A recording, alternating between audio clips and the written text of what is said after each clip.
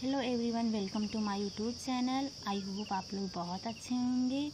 तो आज हम लोग पढ़ेंगे मेंस्ट्रुअल साइकिल, जिसे शॉर्ट फॉर्म में एमसी भी कहते हैं। यानी एम का मतलब मेंस्ट्रुअल एंड सी का मतलब साइकिल। इसे नॉर्मल लैंग्वेज में पीरियड के नाम से भी जाना जाता है। ठीक है, देखिए मेंस्ट्रुअल साइकिल क्या होती है। मेंस्ट्रुअल साइकिल जो होती है 1 से 28 दिन का होता है। यानी 28 दिन में आपकी एमसी आती है। ठीक है, 28 फिर नेक्स्ट एमसी जो होती है आपकी 28 दिन बाद आती है। ओके, अपवाद स्वरूप मेंस्ट्रुअल साइकिल जो होती है 3 स्टेज में कंप्लीट होती है। यानी मेंस्ट्रुअल साइकिल यानी एमसी जो है वो 3 स्टेज में कंप्लीट होती है। ठीक है, देखिए अपवाद स्वरूप इसलिए कह सकते हैं क्योंकि हर एक में कुछ ना कुछ एक्सेप्शन ज़रूर होता है। ठीक है, तो ये इसमें टॉपिक में भी एक्सेप्शन है। देखिए फर्स्ट क्या होता है मेंस्ट्रुअल स्टेज, जिससे हम लोग क्या कहते हैं ब्लीडिंग। ब्लीडिंग कितने दिन होती है? 3 से 5 दिन में। किसी किसी में 3 दिन या किसी किसी में 5 दिन तक की चलती है। ठीक है, ये साइकिल। एंड सेकंड क्या है प्री ओव्यूलेटरी स्टेज, इसे क्या कहते हैं फॉलिकल स्टेज भी कहते हैं। फॉलिकल स्टेज का मीन इसमें फॉलिकल का फॉर्मेशन होता है और यह 6 से 13 दिन की स्टेज होती है। ओके, फिर थर्ड क्या है पोस्ट ओव्यूलेटरी स्टेज। थर्ड जो पोस्ट ओव्यूलेटरी स्टेज है ये जो होती है 14 से 28 दिन तक होती है। फिर उसके बाद मेंस्ट्रुअल स्टेज है, फिर उसके बाद प्री ओव्यूलेटरी स्टेज, फिर उसके बाद पोस्ट ओव्यूलेटरी स्टेज। ऐसे ऐसे धीमे धीमे करके ये साइकिल चलती रहती है। ठीक, इसीलिए इसे क्या कहते हैं मेंस्ट्रुअल साइकिल कहते हैं। ओके, देखिए फर्स्ट क्या होता है थोड़ा डिटेल में हम लोग जानने की कोशिश करेंगे कि कोई भी नॉलेज जो जितनी डिटेल में आप लोग जानते रहेंगे उतनी आसानी होगी लिखने में आप लोग को बोर्ड एग्जाम में। ठीक है, मे भी पूछ दिया जाए कि एमसी क्या होती है, कितने टाइप तो नहीं पूछेगा लेकिन पूछ दे एमसी क्या। अगर बाई द वे मान लीजिए आप लोग वेरी शॉर्ट में पूछेगा तो आप लोग थोड़ा सा लिख देंगे, लेकिन अगर शॉर्ट में पूछ दिया तो आप लोग को लिखना पड़ेगा कम से कम 1 पेज का। ठीक है, तो फिर देखते हैं क्या होती है। देखिए फर्स्ट होती है मेंस्ट्रुअल स्टेज। देखिए ये जो स्टेज होती है यानी ये अवस्था जो होती है 3 से 5 दिन तक ही होती है। वो मैंने पहले ही बताया था कि 3 से 5 दिन की क्या होती है मेंस्ट्रुअल स्टेज होती है। इस अवस्था में जो होता है प्रोजेस्टेरॉन तथा एस्ट्रोजन हार्मोन की कमी के कारण जो होती है एंडोमेट्रियम की वॉल तथा म्यूकस लेयर टूटते हैं। मैंने इससे पहले की क्लासेस ली थी, तो जब मैंने फीमेल रिप्रोडक्टिव ऑर्गन पढ़ाया था तो मैंने एंडोमेट्रियम वॉल के बारे में दिखलाया भी था और बताया था। ठीक है, मैं आज फिर बता देती हूँ कि एंडोमेट्रियम लेयर कौन सी होती है। ठीक है, दिखलाती हूँ। देखिए ये हमारी एंडोमेट्रियम लेयर, ये वाली एंडोमेट्रियम वॉल है जो ये खुरदुरी टाइप में है। ठीक है, 3 वॉल से यूट्रस बना होता है। पहली जो होती है पेरीमेट्रियम होती है जो ये वाली है, एंड सेकेंड जो होती है मायोमेट्रियम होती है जो बीच वाली होती है। ठीक है, जो स्वेलन टाइप में थोड़ी सी होती है। एंड जो थर्ड होती है वो एंडोमेट्रियम की वॉल होती है। ये देखिए थोड़ी सी रफली होती है, ये तो स्मूथली है लेकिन ये रफली है। ओके, आइए देखते हैं और इसके आगे क्या है।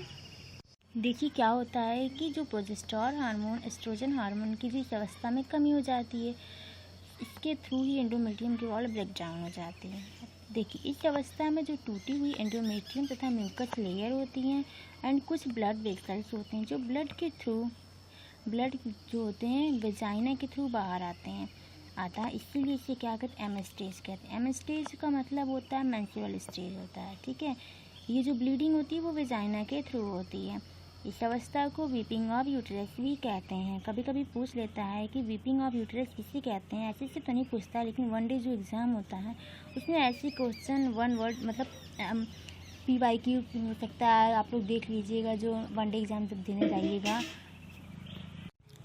इस अवस्था में देखिए ये तो सारी टॉपिक इतनी हो गई, ये इतनी पूरी है। ये अवस्था 3 से 5 दिन की होती है, ये इंपॉर्टेंट है, आप लोग याद रखिएगा। बाकी जो है ये भी जान लीजिएगा कि थोड़ा सा अगर कोई पूछे व्हाट इज एमसी, तो एमसी क्या होती है। एमसी जो होती है एंडोमेट्रियम की वॉल जो ब्रेक डाउन होती है और म्यूकस लेयर होती है जिसके थ्रू ब्लीडिंग होने लगती है। यही प्रोसेस हमारी एमसी है। ठीक है, खैर ये तो लॉन्ग प्रोसेस है, लेकिन आप कोई पर्सन आपसे पूछ रहा है तो उससे आप थोड़े में पहले आंसर देने की कोशिश करें, लेकिन वो जब आपसे डिटेलिंग पूछे तो आप उसे डिटेल भी बता दीजिए, नो प्रॉब्लम। ठीक है, आइए और आगे देखते हैं। सेकेंड स्टेज क्या होती है हमारी। सेकेंड स्टेज हमारी है प्री ओव्यूलेटरी स्टेज, यानी इसे क्या कहते हैं फॉलिकल स्टेज भी कहते हैं। इसमें जो होता है फॉलिकल का निर्माण होता है, यानी फॉलिकल इसी में बनते हैं। ओके, यह अवस्था 6वें दिन से 13वें दिन तक चलती है। यानी 6 से 13 दिन की जो अवस्था होती है वो प्री ओव्यूलेटरी स्टेज कहलाती है। पिट्यूटरी ग्लैंड में जो FS हार्मोन है, FSH का फुल फॉर्म होता है फॉलिकल, F का मतलब H का स्टिमुलेटिंग, H का मतलब हार्मोन, यानी फॉलिकल स्टिमुलेटिंग हार्मोन का स्रावण होने लगता है, ठीक है, जो कि ओवरी में उपस्थित छोटे छोटे फॉलिकल पर पहुंचती है। इसमें से एक फॉलिकल जो होता है वो सक्रिय होकर बड़ा हो जाता है। कहने का मतलब होता है कि फीमेल के ओवरी में बहुत सारे फॉलिकल होते हैं, लेकिन जैसे कहते हैं ना कि हमें जीने के लिए एनर्जी की ज़रूरत है, तो एनर्जी में कहाँ से मिलती है? न्यूट्रिशन से हमें एनर्जी मिलती है, लेकिन न्यूट्रिशन क्या है? मतलब हमारी जो साग सब्जियाँ फल हैं और ये सब से सारी हमको एनर्जी मिलती है।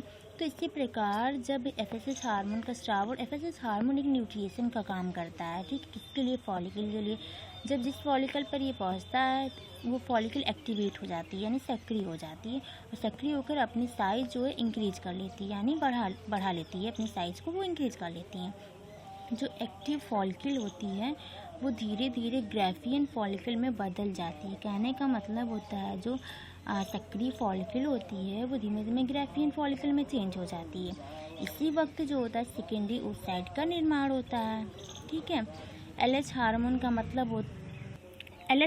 का मतलब होता है ल्यूटिनाइजिंग हार्मोन। L का मतलब ल्यूटिनाइजिंग, NH का मतलब हार्मोन, ठीक है। प्रभाव से जो होता है ग्राफियन फॉलिकल टूट जाता है, यानी ग्राफियन फॉलिकल जो LH हार्मोन के प्रभाव से ब्रेक हो जाता है, तथा सेकेंडरी oocyte जो होती है वो फैलोपियन ट्यूब में पहुंच जाती है।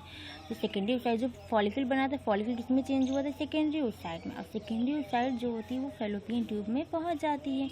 इस अवस्था को क्या कहते हैं? ओव्यूलेशन कहते हैं, यानी formation of ovule is called as ovulation. Graafian follicle में सेकेंडरी oocyte निकलने के पश्चात यह कॉर्पल ल्यूटियम में बदल जाता है। जो ग्राफियन फॉलिकल के जब सेकेंडरी oocyte निकल जाता है तो यह कॉर्पस ल्यूटियम में बदल जाता है।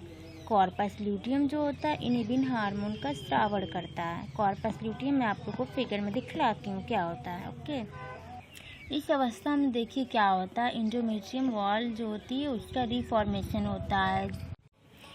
देखिए यदि एंडोमेट्रियम वॉल का रिफॉर्मेशन नहीं हुआ तो एमसी नहीं मतलब स्टार्ट होगी, ठीक है, क्योंकि एंडोमेट्रियम वॉल का रिफॉर्मेशन होना ज़रूरी है।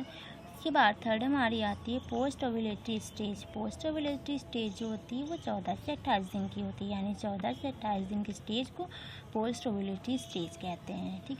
इस अवस्था में जो ओवम, यानी ओवम को सेकेंडरी oocyte भी कह सकते हैं, ओविडक्ट के एम्पुला में पहुंच जाता है। ओवम जो एम्पुला में पहुंचता है तो वहाँ पर 24 आवर्स तक स्पर्म का वेट करता है, ओके। यदि ओवम के पास जो स्पर्म पहुंच जाता है तो वो फर्टिलाइजेशन करके इम्प्लांटेशन में चेंज हो जाता है, लेकिन अगर नहीं पहुंचता है तो वो ओवम जो होता है बाहर जो है ब्लीडिंग के थ्रू वो बाहर आ जाता है, ठीक है।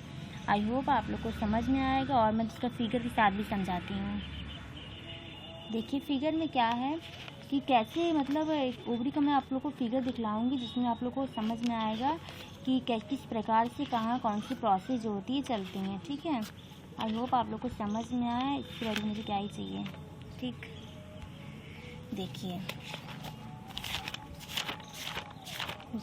एक मिनट,